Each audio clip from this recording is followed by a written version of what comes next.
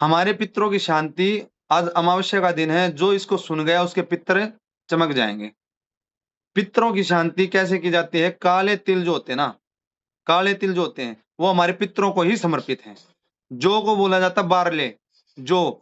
और जो हमारे हमेशा ही हमारे बुजुर्ग जो थे, वो गंगा स्नान के लिए जब जाते थे, तो जौ लेके जाते थे और हम कहते हैं कि जौ बो के आया है गंगा में, समझ रहे हो? तो गंगा जी में जौ बोने का तात्पर्य क्या था? कि हमारी जो गंगा माँ है, उसको लेके आने वाला कौन है? भगीरथी है। कौन है भगीरथी? हमारे पूर्वज हैं। तो हमारे पूर्वज क्या हैं? हमारे पितृ हैं। तो इसीलिए हम उसको समर्पित करने जाते हैं जो, और वो वहां से हमारा ऋण मुक्त हो जाता है। हमारे 3 ऋण होते हैं, देव ऋण, ऋषि ऋण, पितृ ऋण। पैसे का ऋण तो बहुत छोटा है, 3 ऋण होते हैं, ये तीनों ऋणों से मुक्त होना है तो पितरों का पूजन करना ही है। और फिर आते हैं चावल, हम कोई भी पूजा पाठ करते हैं उसमें क्या समर्पित करते हैं? चावल ना, क्योंकि चावलों से ही देवता प्रसन्न होते हैं।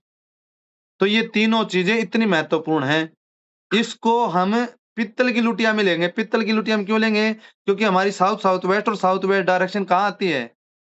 अर्थ एलिमेंट में आती है। उसका अर्थ को क्या बोलते हैं? ब्रास बोलते हैं, पित्तल बोलते हैं।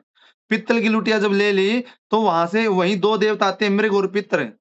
तो वो भी प्रसन्न हो जाएंगे, और दोनों को हमने उसमें डाल लिया। और बरगद आता है, मघा नक्षत्र में आता है, मघा नक्षत्र में पितृ देवता ही आते हैं। तो पितृ देवताओं को प्रसन्न करने के लिए बरगद के पेड़ में जाना है। और सभी व्यक्ति अपने पितरों के निमित्त कम इतना तो कर लो, क्योंकि केतु के फील्ड में हो, स्ट्रांग होना है, तो ये तो काम करना पड़ेगा। तो आप वहां जब जल डाल के आओगे तो आपके पितर प्रसन्न हो जाएंगे। बोलो पितरदेव महाराज की जय। अब दोबारा से ज्वाइन करना पड़ेगा अपन को।